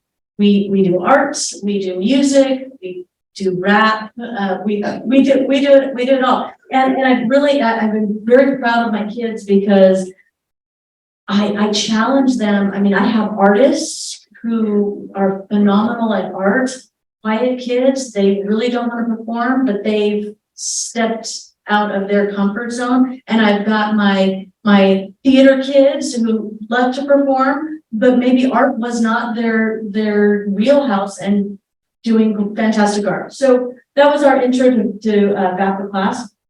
And then one of the things was to provide more students with access to culturally relevant for residences and experiences at all school sites. And again, we had the High Desert Arts Day. So if you didn't get a chance to go, that was fantastic. And Michelle's going to be doing that again. And that was, we had 17 presenters across all the arts, most of the arts disciplines. We had multiple artists, and we had multiple performing artists. And again, we had the students from the high school also coming down. So it was a really great experience. And again, the whole entire school. So we're talking from your GATE kids to your SDC kids, everybody. And it was very well received. The surveys we did for that, the kids loved it, absolutely loved it. Even the kids, even when they weren't necessarily in a arts that they were familiar with and really had planned on going to, they still loved it. They still thought it was great. And the next one was implement the arts integration focused on theater. So we polled the students, because having the students in my VAPA class, out of my class of 17, I had one theater kid. That was my one theater kid, and all of the rest were in art. And so I went back to the strategic arts group and I said, I think we need to change our focus from theater because that's not where the interest is. And, you know, we pulled kids all across the district and art. It was art. So because of that, we actually hired the district art teacher who this year works at Meadowlark and will be going to other schools next year as well. And so that's what we did on that. We kind of tweaked, but that's what we did there. So one of the things too is there's a teal training, which is it's very in depth, and it is integration. Basically, it is training us to train teachers not to necessarily teach art as a single thing, but to integrate art, all the arts within the elementary curriculum. So there were two of us that went to the training, and then Amanda Sullivan, when we added her, I believe she's also starting the teal modules, and they are very, very extensive. I mean, they take hours and hours to do, but hopefully we'll be able to do some professional development and get to where the arts are not just the art teacher, but they are really being integrated, not enhanced. Enhanced is like, hey, I do art, make it, you know, integrated, where you're saying, this is how you do this art thing, and this is how it goes within my curriculum. Okay, so we've been working on that. The next is to increase communication between Acton and Agua Dulce Arts Council and the district. So Aislinn has been a student representative for the Acton and Agua Dulce Arts Council. It's a little difficult because their meeting times is the exact same time her school time is. So that's one of the things we've done. And also, like, for example, we're going to be showing our portfolios, and the Acton Agua Dulce Arts Council had volunteered to let us use their displays. It's just a matter of us trying to get them to Vasquez. We're working on that. But hopefully we'll be able to use their displays to kind of display things a little bit better for that. I'm not going to read all of the different things because you guys have access to this. All right, so these are the items that are in process. So determine the skills and asset within the community by disseminating a survey. So again, I'm an interim. So I've done this we haven't done it really in a formal way where we're actively looking for people and putting that out to the community. But what we've done is in a very informal way. So those people on the strategic arts committee, they've actually given me names. We've had a person that does costumes in our intro to VAPA class. We've had a photographer. We've had a watercolor paint person come in and do that. In addition to the arts day at High Desert that did all of that. So that's kind of a work in progress. So not formally yet, but we have informally done that. And then recent research and identify career pathway resources. So again, when Michelle and I were talking, because she had career days, well, I said, hey, if you can, try to get some art-centered ones in there too. And she said, I can do that. So, and then create a standards-based learning map for each grade level cluster. We're going to talk about that in a second coming up. So, okay, so some fantastic things we did this year. I kind of already hit on most of these, but we funded the current programs. We had 3 teachers in the TEAL program. We offered professional development for arts integration. The Arts Day and art instruction exposure was given to all the students, including Title I and special education. And then new art experiences were at all school sites, whether that be Art Day or intro to VAPA classes or our actual art teacher and going there as well. Okay, so what we've done is because we have this great art teacher, we have no art curriculum. So we went through the process of improving in our curriculum. So the state of California has only two approved art curriculums. So we did not look at any that were not state of California approved art curriculums. So we looked at two, which were the Art of Education and Davis Publication. So this is kind of our timeline that we went through for that. And we had public viewing, we had the committee recommendations, and you guys can see the dates. And then we use this evaluation criteria, which is the standard evaluation criteria. Okay, and then these were all of the people that were involved. Now, with that said, I had sent out a message to all the metal art teacher. Well, Adina, because she's there, she had sent a message to all the metal art teachers. These were the only ones who said that they were willing to and wanted to be part of the process. And at with the fifth grade teachers, this was at the time that they had fifth grade, a lot of turnover, people out. So they weren't able to be a part of the process. But that was the team. So this is what we recommended. So what we recommended was the Art of Education as the primary art curriculum for PK through sixth grade. But to also have the Art of Education as a supplement for those intro to GAPA classes. Because right now, any of the arts that my kids get, I am not an art teacher. I have a background in music. I have a Bachelor of Arts in English and Drama, but art is not my strength. But this Art of Education has this great resource where you can go in and go, I want to do something with pencil. You do pencil, it searches everything, every art thing that has pencil. And then you can go, okay, this one's a beginner, this one's a medium, this one's advanced, my kids can do this, I can do this. It also has a search where you can go, science. I want all of the things, the ones that are science. You can do, I want science where I can only use pencil, and it'll pull up it does a search for all of the resources for that. So it would be a great supplement for that, for those classes as well. And additionally, at the PK through sixth grade, it would also be ideal for the regular teachers, the general ed teachers, to use for that, the articulation of the arts, okay, the integration of the arts. Because again, they can just search, I'm doing math and I want to do math with acrylics. And it'll search just those things. I'm tired, so if I'm like going too fast, you guys got to tell me, but I'm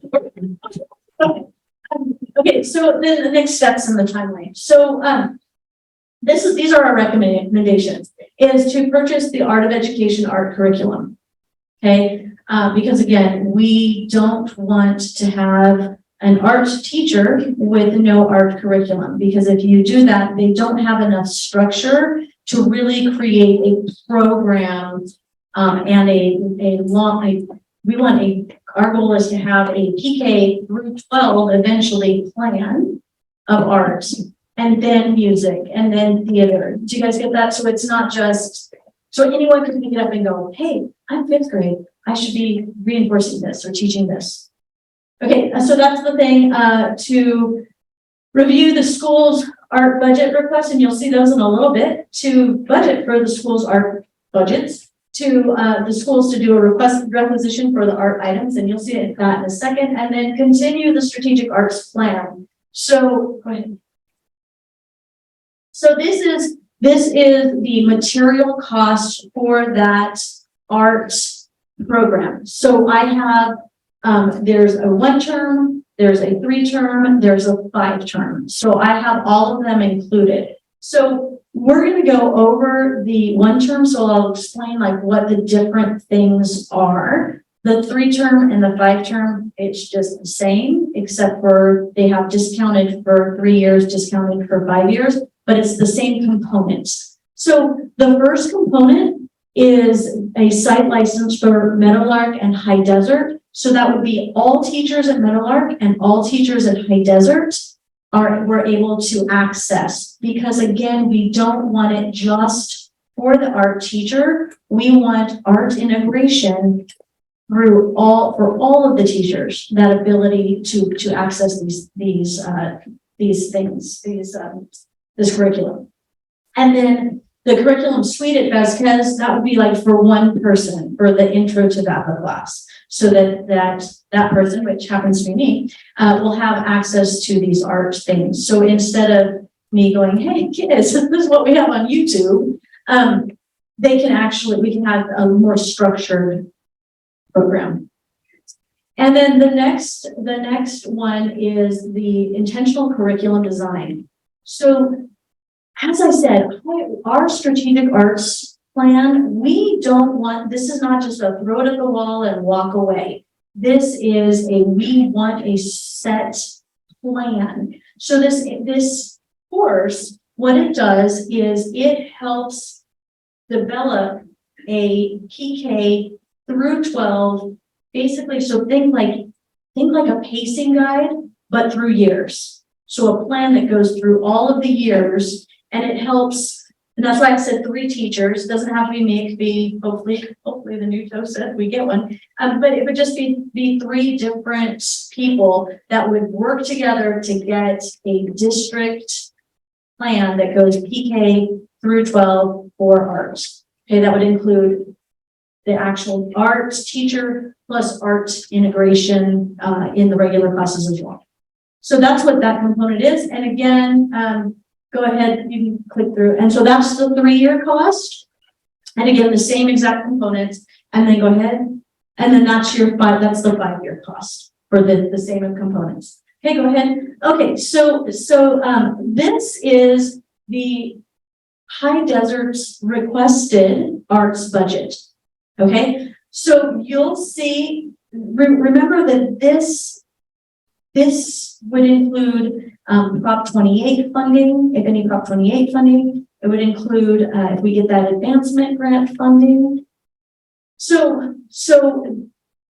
this is how this was developed. So first of all, Michelle and I sat down together and I said, okay, what kind of things would you be looking at?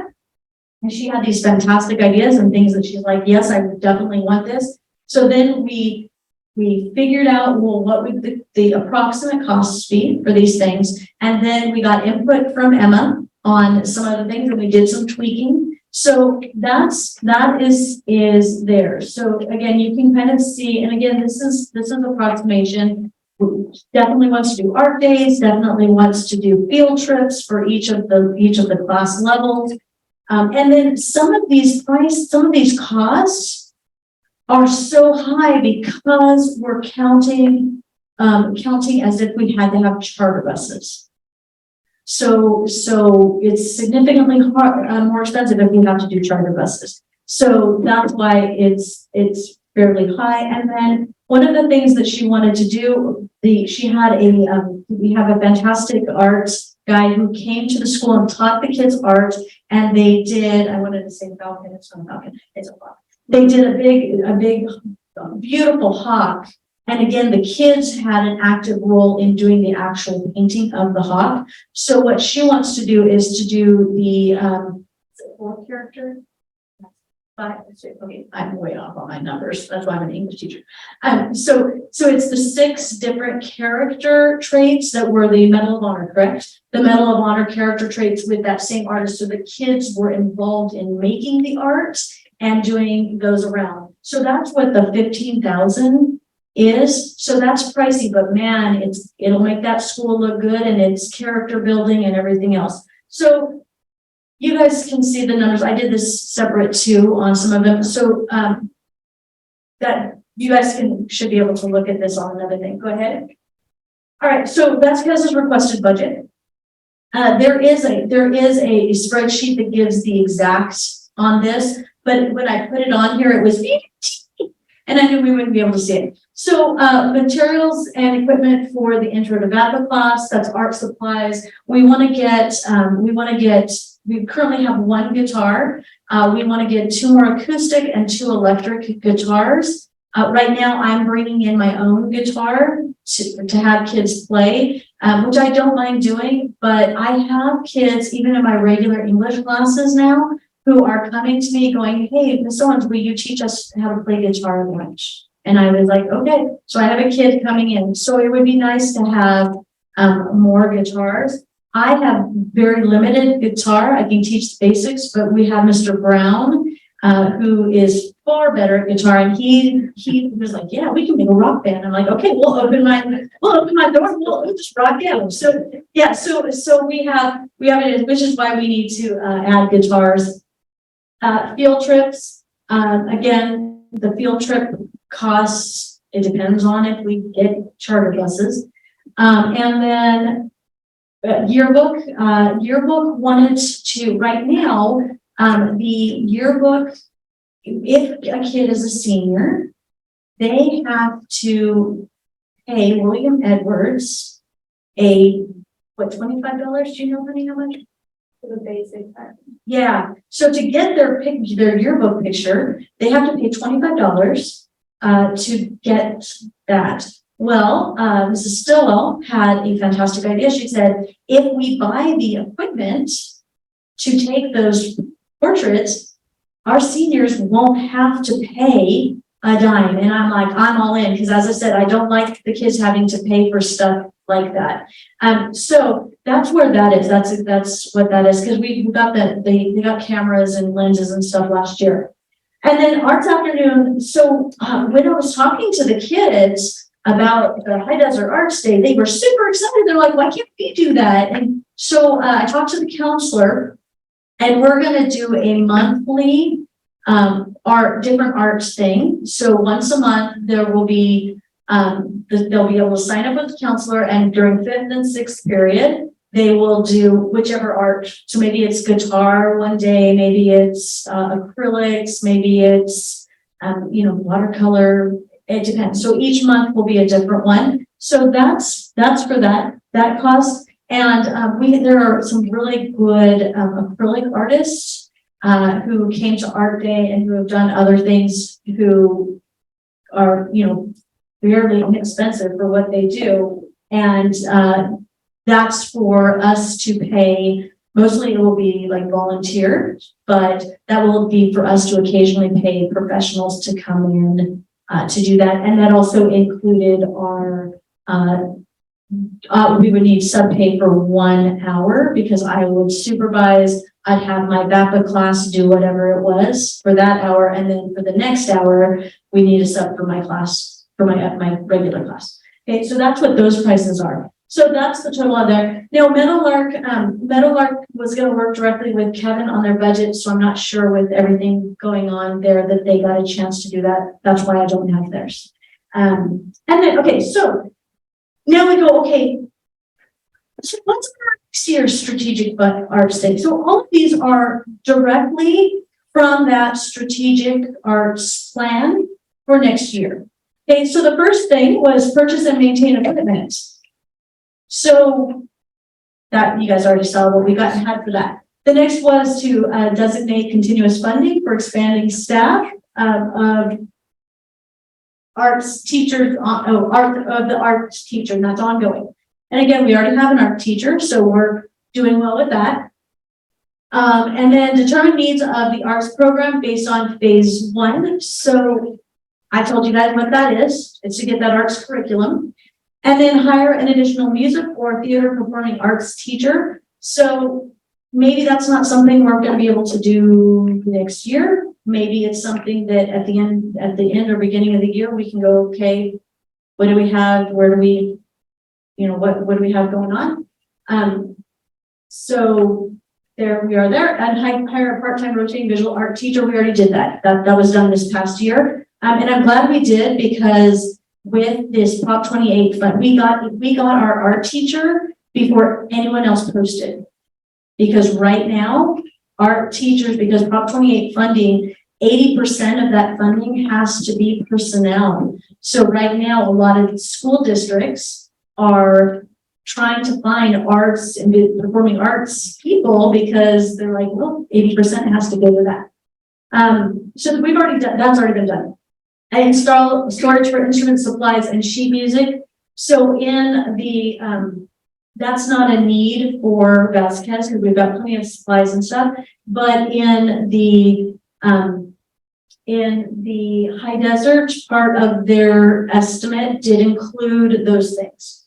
And then keep makerspace updated and well stocked. And again, that's an ongoing. Develop a visual arts curriculum that aligns with standards across the grade levels. So I talked to you guys about that program, that if we purchase that, that will help us to do exactly that. And then continue and sustain media arts at the high school, that's ongoing, and provide arts integrated learning experiences in theater and visual TK through 12. And again, if we buy that arts program, because it does have that super easy search component, it will be easy to do that as well. So again, these are the things that are on that plan that you all approved going into the next school year. And then sustain equitable access to music instruction, TK through 12, which again, that's an ongoing because we do have the ASMO. And then continue professional development in art and or incorporate it into other district level offerings. So I have done the request for us to have a coach again, a LACO coach. We haven't heard yet whether we got the LACO coach, but the Melissa Valencia, who did the LACO last, she said she will do the professional development. And I would also be willing to do that because, as I said, by then I'll have all my teal modules done. So we have multiple people that would be able to do that. And we have some of our high school. I'm really proud of our high school because we haven't really aimed at them for the art integration type thing, but they're coming to me with, hey, I had this professional development guy that did art in high school, type, how to integrate it in high school. So they're already thinking of that and doing some of that stuff. And then provide professional development in theater arts. And then set up community arts day at one school site. And we already did that last year. And so Michelle's going to continue that into the next year. So that should be hopefully a continuous thing now. And outreach and establish new partnerships to support implementation, provide performances, assemblies, and model potential career pathways. So one of the things that I did last year, and I'm so thankful for Amy Frank, because with all of this new art stuff and ordering and hiring and ordering and she has put so many new vendors in because we weren't buying guitars before. We weren't buying all of this. So we have set up with the music center, which does assemblies. We have Natalie's Paints, who does the acrylic painting. She's set up as a vendor. So it's and I set up, Santa Monica Theater. So we set up all of these vendors already. So it makes it really easy. LPAC, we have them set as a vendor now. So it makes it really easy to go on field trips and stuff because it's not a matter of teachers have to going out of pocket or that it goes directly through purchase orders. So we've already kind of been doing that. So it's just a matter of keep doing that. And then set up college art classes at the high school level. So I know that our counselor has been looking at possibilities with both ABC and COC. But and we did have an intro. We did have a kind of an intro, like an art appreciation one last semester, like spring thing, the beginning of spring. So anyways, that's it. A lot. Sorry, real quick, I gave you the rundown. So the art thing, that's our big thing, is that art curriculum. Okay, I'm done. Hey, I thought I was sitting in my classroom, missing all the gathering. We were banging on the wall because we were like, We never were banging on the wall. yeah, no, we were always happy. We were they put the two of us together because we're both the loudest. Yeah. And it doesn't bother either of us, but he used to take roll and I used to try to beat him, taking roll to see if I could be faster. And I'm like, oh. Oh, yeah. Yeah. Never knew what you'd hear from the other side of the wall with either of us. All right, we'll go ahead with discussion, Tim. No, I got that. So, as always, again, your high energy and your commitment, coordinating, working with all the people that you do. I was blown away when you were teaching, and I was in that. It was a pleasure to be in the classroom next to you for those many years. But I'm going to backtrack a little bit about how art is so important. I can recall when I was in elementary school, we did field trips, and you mentioned field trips, and field trips are huge. Where they took us out of Little Saugus Elementary School, and they took us down to the Philharmonic and put us way up in the nosebleed, and we sat down and we watched these ants down there, way down there, and the music, we were just like blown away. It was our first exposure to classical music. And I've talked to my brothers and sisters and my alumni, and we all remember that as adults. It set that foundation about appreciation of arts and how it can work in our lives. And those were field trips at elementary school. And so field trips going to these, and we took ones to plays, and we were just like captivated by the glamour of the artistry and we were angels. And we didn't have cell phones, but we were angels because we would just sit there and come on, let's go. We would still be looking. So that's a foundation. I really appreciate that when you're going forward. And coming forward many, many, many years, I remember at the initial times at Vasquez, when we were on our old temporary camp, that my cousin was a music manager for Johnny Mathis. And I said, hey, I need you to come to campus. We have so many students that really think they're great musicians and they have these bands. Can you come and put together a battle of the bands? And we had like 2 or 3 years. And we had our little tiny school would have 7 bands, and each band had 5 or 6 members. And we had this battle, and we had thousands of kids there. And he arranged for several of his colleagues to come in, so the engagement of the professional community to come to the sites and expose the kids. And they were all blown away that our little tiny school had so many kids, 5 bands out of 380, 400 kids. And it was amazing. Now, granted, the kids thought they were really good, and these professionals rated them like professionals. And the kids go, I don't know what they're talking about. Yeah, there you go. So it's that exposure to that opportunity for pathways and exposure to this. It just, I am blown away with the work that you've done with your staff and Miss Van Ornament. I missed the art show because I had it on my calendar, and I was really disappointed that I couldn't come to that. But all the core classes we know, and you talked about the kids with special needs, and we have the GATE kids, and we have the AP kids, and we have the kids that aren't going to go to college, but art plays a role in their education. It helps them in their classroom, it helps them in their life and their social skills and their interaction. And it's fun to go watch. And I remember that there was years ago, we had Miss Roberts as ROB, art teacher, and they were putting on a play. And we used, because we didn't have a gym, we had to go over to High Desert, use their stage. And, I'm sitting here as a teacher and I'm watching, and the kids came out and they'd gone to someplace and got these costumes, and they came out, and I was crying and I was laughing so hard. They were so impressive and creative, and they had such a great time.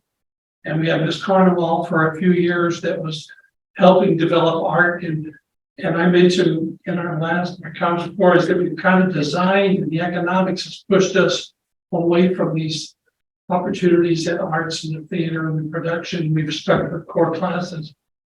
Well, we can do them both. And this one, arts complements core classes, and it puts product out at the end of graduation high school that these are well-rounded, super energized young people that are going to go out and make a difference. And again, great work, compliments to you and all the staff and the young people theater. I mean, I didn't get to theater till I got to college, but I loved it. It was so much fun. But so keep up the hard work and yeah, just awesome. Thank you very much. I hadn't really met you till today when we were at the colloquium thing, but definitely infectious energy, and it's amazing what's been done. And thank you very much for presenting that. I'm excited. Okay, you mentioned charter buses a couple of times. I'm taking it, you don't need my assistance making those arrangements. Let's start with thanks to the steering committee, the community members that put this together. Hassan Marza was kind of the one assigned to this, and the LA representatives that worked with the community members that kind of framed this up. And I certainly appreciate the support that we've had from whoever provided the grant.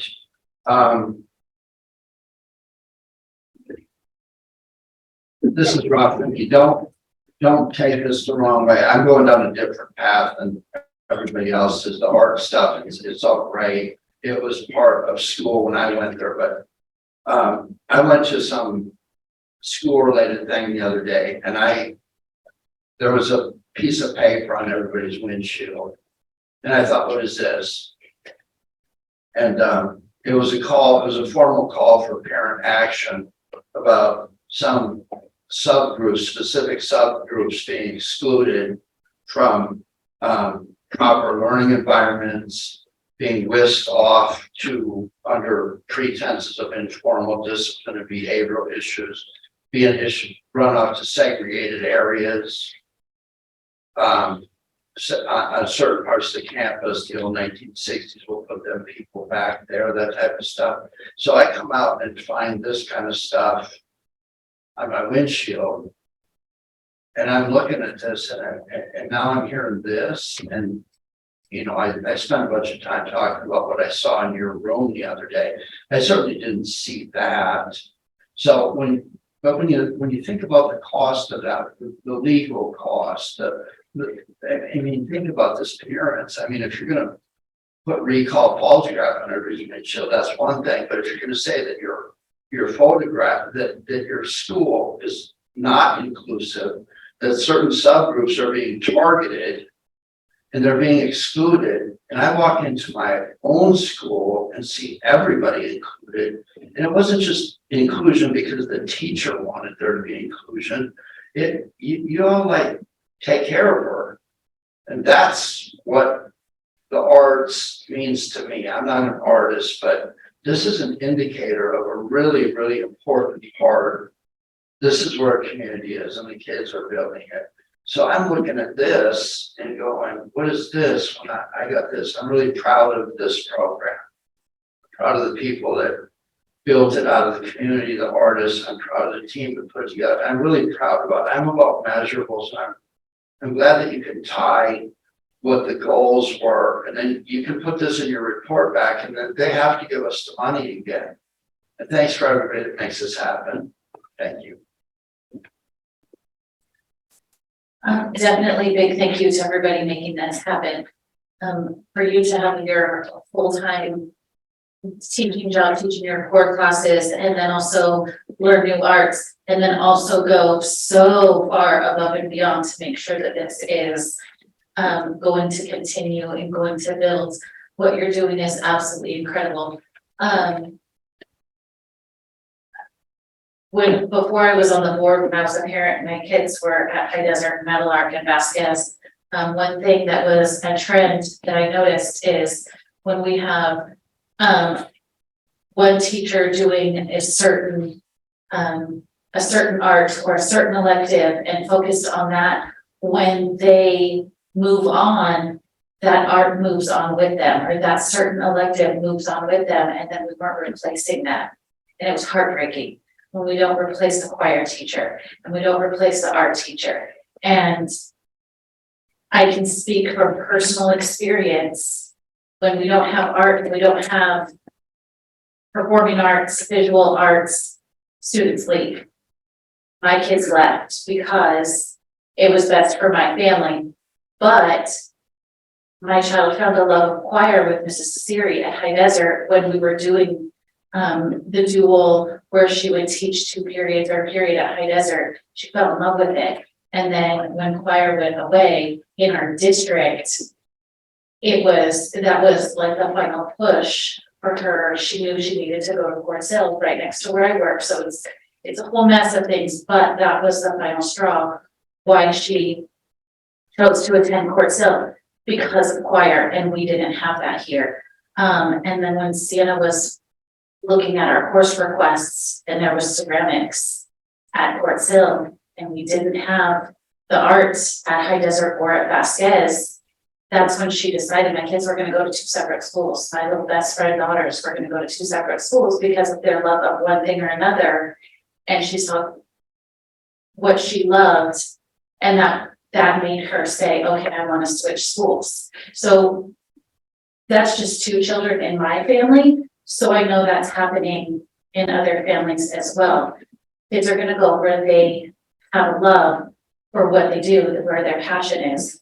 And I'm so excited that you are bringing this back, where kids can find their passion at our schools, starting with pre-K, going all the way through 12th grade, and they can follow their passion no matter what age, and to encompass all of the arts, not just drawing, not just painting, not just a choir, but all of the arts, and to have a rock band on campus, super cool. So, thank you. Thank you for doing what you do. Thank you, Aislinn. You're so young and you're so involved, and to be that push on campus, I think people lose sight of what we do and why we do it. And then we have students here that are pushing. That's why we do it, for kids to enjoy and find their passion. And you clearly have, when you were in elementary school, you found it, and now you're just carrying it on and sharing it with other people. So thank you for putting the time and effort into it.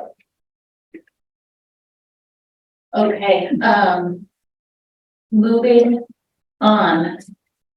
11B, AB 1200 public disclosure of proposed collective bargaining agreement for CSEA. Can I get a motion? Vote. I'll second.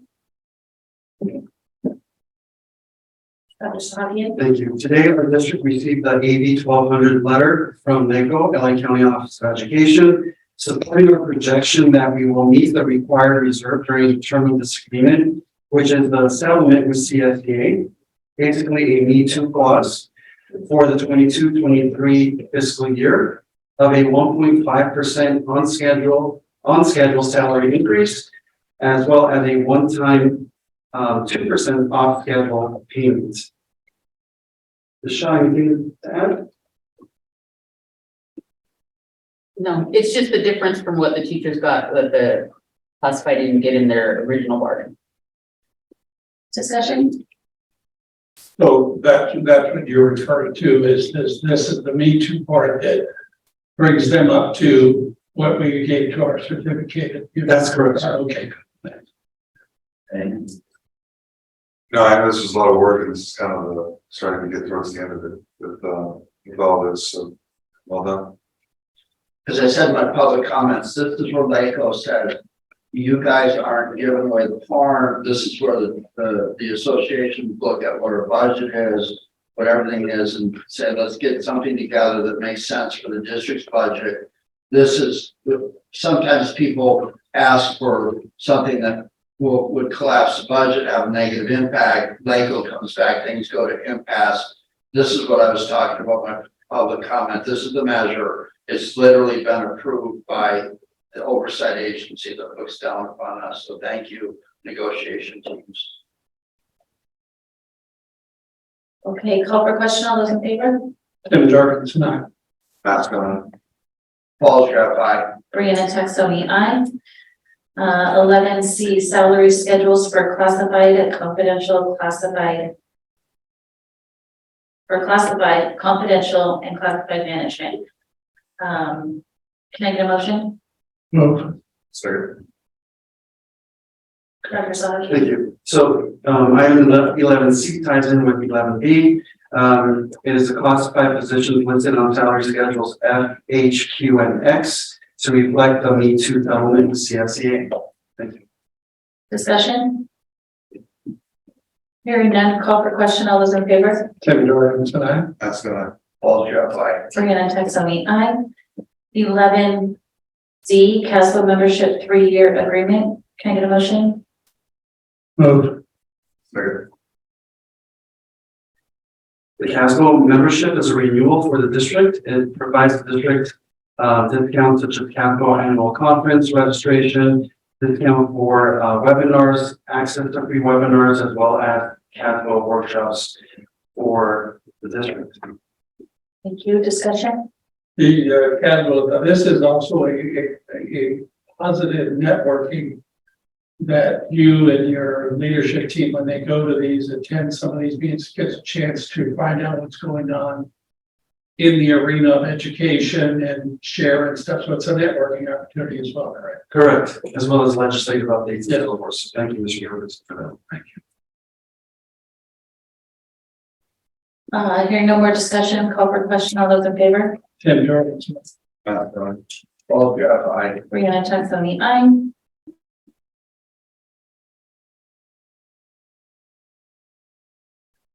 All right, 12A, board policy BP 513138 and administrative regulation AR 5131.38, campus and school bus safety use of security cameras. I'll move. Second. Dr. Sakia? I know this is a second reading for the trustees on the board agenda. Again, this is the AR and BP that was provided by our legal in terms of what they prepared for other districts that we are requesting to adopt for ourselves. This will incorporate both campus security cameras as well as the proposed school bus security cameras as well. Thank you. Discussion? Was there any input from anyone in the community, parents, associations, anybody? No, no, sir. Okay, and if I recall right, we had this introduced a little bit earlier, we pushed it down the road. There was the first reading, this is the second reading, so this is the third time that this has been discussed in a public meeting, and there's been no opposition. That's correct. And my understanding is that the policy is one thing, but part of that policy is the administrative regulation or how this rolls out is looked at. I would hope that when people come into entering into agreements with their kids riding the bus, that they're aware that this is in place and possibly why. Yes, and we do have, thank you, Transportation Department, for preparing a parent letter that will go out at prior to the start of the new school year, 23-24, informing parents and guardians. Thank you, that's it for me. Thank you. Call for question. All those in favor? Tim Jorgensen. that's gonna, Paul Jeff, I. Brianna Texani, aye. 13A calendar, we have, the next regular board meeting is June 8th, 2023. And following that, regular board meeting, June 22nd, 2023. That will be the last board meeting of the 2022-23 school year. 14A, future agenda items. We have director, principal job descriptions, sports facilities, long-term plan, and the governing board member roles and responsibilities with staff training. I did ask for that to be pushed back to a board meeting when all members were going to be here. And then I've also asked Dr. Sakia to put that on when there's time.